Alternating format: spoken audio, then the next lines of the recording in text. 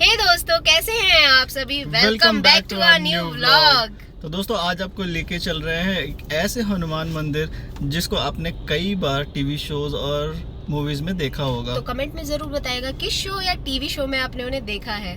तो दोस्तों ये है प्रसिद्ध 108 फुटा संकट मोचन हनुमान मंदिर और ये है पहाड़गंज में स्थित। दोस्तों ये इस मंदिर में कई प्रकार के देवी देवता हैं। दोस्तों यहाँ पर बिल्कुल हूबहू वैष्णो देवी जैसा गुफा यहाँ पर कृत्रिम रूप से बनाया हुआ है। आपको हर चीज़ बारीकी से दिखाएंगे। चलिए दोस्तों आप चलिए हमारे साथ। तो चलिए दोस्तों चलते हैं मंदिर में दर्शन करने के लिए। तो दोस्तों हम आ गए हैं संकट मोचन धाम मंदिर के एंट्रेंस पर। ये तो मूवी या सीरियल में दिल्ली के किसी भी हिस्से को दिखाने के लिए हनुमान जी की एक विशाल प्रतिमा ज़रूर दिखाई जाती है। अगर आपको ख्याल हो तो आप याद करिए कि ये वही प्रतिमा है दोस्तों जो 108 फीट ऊंची हनुमान जी की ये प्रतिमा है। दरअसल ये प्रतिमा करोल बाग के हनुमान मंदिर की है। ये तो देश में राम भक्त हनुमान की लाखों मूर्तियां और लाखों मंदिर है, लेकिन करोल बाग में स्थित यह हनुमान मंदिर देश के सबसे मशहूर हनुमान मंदिरों में से एक है। मंदिर को संकट मोचन हनुमान धाम के नाम से भी जाना जाता है और यह मंदिर 108 फीट ऊंची हनुमान प्रतिमा के जरिए दुनिया भर में प्रसिद्ध है।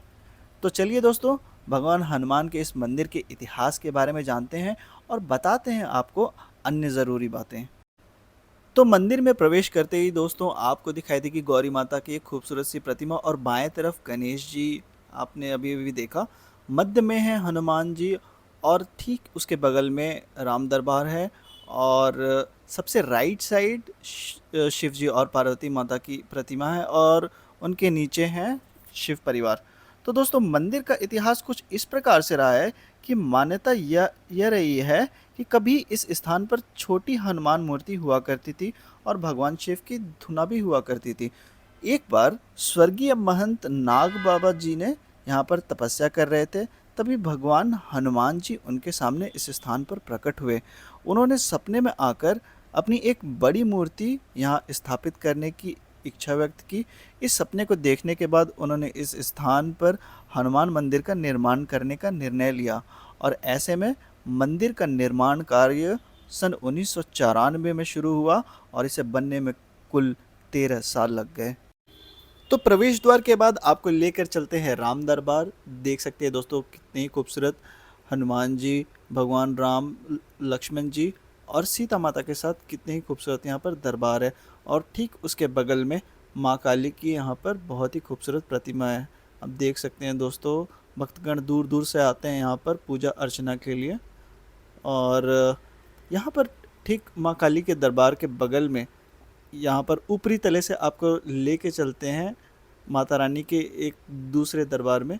आप देख सकते हैं सीढ़ियों के रास्ते से ऊपरी तल पर आप यहाँ पर आ सकते हैं और माता रानी के यहाँ पर दर्शन प्राप्त कर सकते हैं। देख सकते हैं दीवारों पर कितनी ही खूबसूरत नक्काशी है दोस्तों।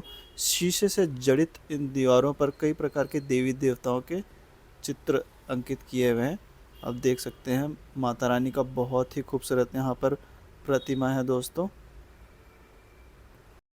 माता की प्रतिमा इतनी खूबसूरत है दोस्तों कि आपका मन मोह लेगी और देख सकते हैं यहाँ पर गौरी माता की भी नक्काशी यहाँ पर दीवारों पे की गई है। तो चारों ओर दीवारों में यहाँ पर शीशा पूरा जड़ा हुआ है दोस्तों, यही इसकी खूबसूरती है। और इसके बाद यहाँ से हम चलते हैं ऊपरी तल पर। ऊपरी तल पर यहाँ पे जब आप जाएंगे तो आपको साईं बाबा और पंचमुखी हनुमान जी के दर्शन प्राप्त होंगे। तो यहाँ एंट्रेंस के साथ ही आप देख सकते हैं दोस्तों राधा कृष्ण की बड़ी खूबसूरत सी प्रतिमा है और ठीक उसके बगल में भगवान विष्णु और माता लक्ष्मी की प्रतिमा है और सबसे राइट साइड में शिरडी साईं बाबा की मूर्ति है। तो आप यहाँ पे दर्शन कर सकते हैं और सबसे विशेष सामने पंचमुखी हनुमान जी हैं। तो दोस्तों ऊपरी तल पर दर्शन करने के बाद हम फिर से निचले तल पर आए ताकि बाकी के मंदिरों के आपको दर्शन करा सकें। आपको बता दें कि यहाँ पर हनुमान जी के अलग अलग रूप इस मंदिर में दिखाए गए हैं दोस्तों, जैसा कि आप देख सकते हैं। और जैसा कि आप देख सकते हैं यहाँ पे एक बड़ा सा राक्षस मुंह खोला हुआ है और ठीक इसके सामने माँ भुवनेश्वरी की एक खूबसूरत सी प्रतिमा है और ठीक इसके राइट साइड माँ दुर्गा की यहाँ पर प्रतिमा है। आप देख सकते हैं दोस्तों पंडित जी यहाँ पर पूजा करा रहे हैं, ठीक इसके सामने माँ दुर्गा की बहुत ही खूबसूरत प्रतिमा है। माता की प्रतिमा के ठीक राइट साइड अगर आप देखेंगे दोस्तों, तो आपको दृश्य दिखाई देगा समुद्र मंथन का, जहाँ पर भोलेनाथ यहाँ पर बैठे हुए हैं। और एक तरफ बाएं साइड में आपको असुर दिखाई देंगे, और ठीक इसके राइट साइड आपको देवतागण दिखाई देंगे। आप देख सकते हैं किस तरह से हलाहल विष से अमृत निकालने का यहाँ पर दृश्य बहुत ही अच्छी तरह से यहाँ पर चित्रण किया गया है दोस्तों। और मंदिर के ठीक ऊपरी स्थान पर दोस्तों जब आप यहाँ से जाएंगे तो दाहिने साइड माँ काली की बहुत अच्छी प्रतिमा है दोस्तों, जिनका आप दर्शन कर सकते हैं। और साथ ही हमने मंदिर से जुड़ी पौराणिक मान्यता और इसके इतिहास के बारे में पंडित जी से कुछ बातचीत की। तो आइए आपको वो बातचीत सुनाते हैं। पूछो। तो पंडित जी, मंदिर के इतिहास के बारे में थोड़ा बताइए कि कैसे गठन हुआ, क्या मान्यता है इस मंदिर में? मंदिर का बहुत पुराना इतिहास है, 4 पीढ़ी पुरानी मंदिर है,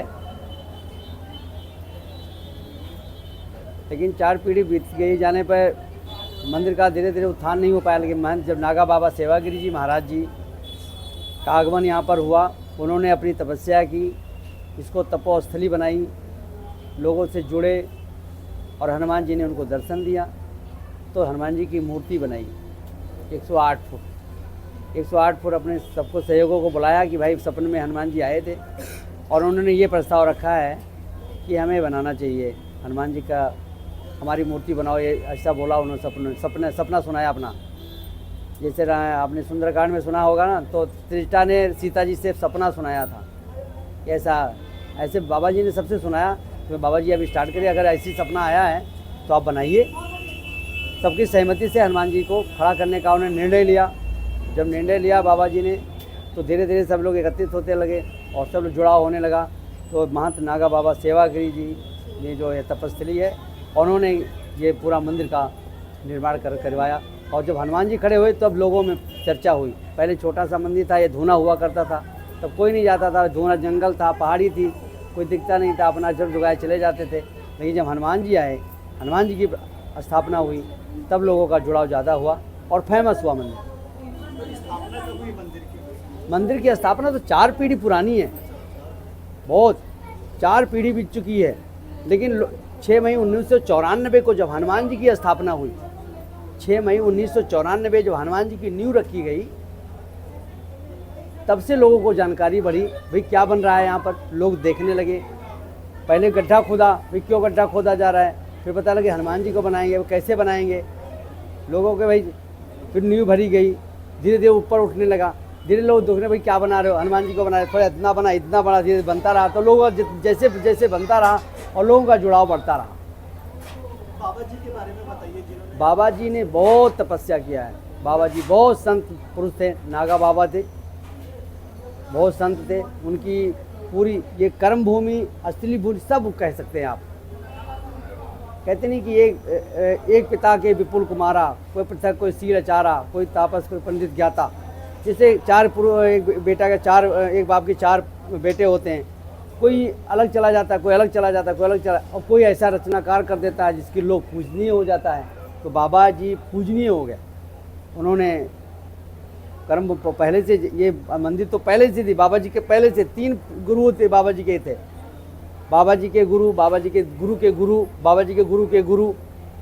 लेकिन उन्होंने तपस्या किया, लेकिन उद्धार नहीं कर पाए। लेकिन उनकी तपस्या का बाबा जी के जब अंदर सब कुछ आया, तो बाबा जी ने पूरे मंदिर को, नागा बाबा सेवागिरी जी महाराज जी जब यहाँ पर आए, तो उन्होंने पुनर्जन्म करके इसको उद्धार किया। मेरा नाम पंडित पुजारी मिश्रा। धन्यवाद। तो दोस्तों, जैसा आपने पंडित जी से सुना कि यहाँ पर नागा बाबा जी ने कई सालों तक तपस्या की, तो ये वही स्थान है दोस्तों जहाँ पर उन्हें हनुमान जी के दर्शन प्राप्त हुए थे। और इसी स्थान पर उन्होंने कई बार तपस्या की और यहाँ पर सिद्धि प्राप्त की है दोस्तों। तो ऐसी मान्यता है कि अगर आप यहाँ पर आते हैं और सच्चे मन से अपनी मनोकामना यहाँ पर बाबा जी से मांगते हैं, तो आपकी मनोकामना पूरी होती है। ये उनकी मूर्ति है दोस्तों, आप देख सकते हैं।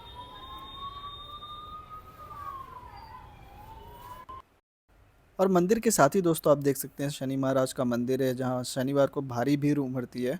और भाग्य से हम शनिवार को ही पहुँचे थे। और यहाँ पर आप देख सकते हैं बाबा भैरवनाथ का यहाँ पर मंदिर है, जहाँ पर हम पहुँचे और उनसे आशीर्वाद ग्रहण किया।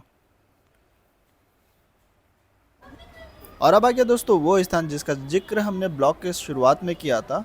जी हाँ दोस्तों, ये बिल्कुल वैष्णो देवी जैसा गुफा है जिसका जिक्र हमने शुरू में आपको बताया था। और देख सकते हैं गुफा का रास्ता कुछ इस प्रकार से है। सो मंदिर का जब निर्माण कार्य प्रारंभ हुआ उसके बाद ये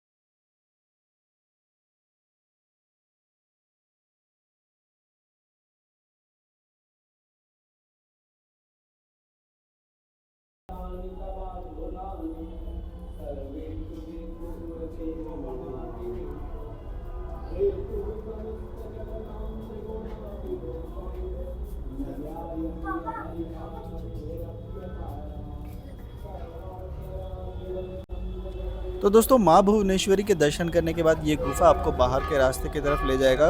ये वही रास्ता है दोस्तों जहाँ पर मंदिर के प्रवेश द्वार पे एक राक्षस के मुंह खोले जैसा दिखाई देता है। तो आप देख सकते हैं इस मार्ग से आप बाहर जा सकते हैं।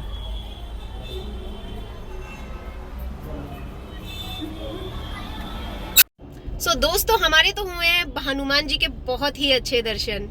तो दोस्तों आशा करता हूँ आपके भी बहुत अच्छे दर्शन हुए होंगे। कभी आपको मौका लगे तो आप भी इस संकट मोचन हनुमान मंदिर में अपने परिवार सहित आएँ और यहाँ पर हनुमान जी के दर्शन करें।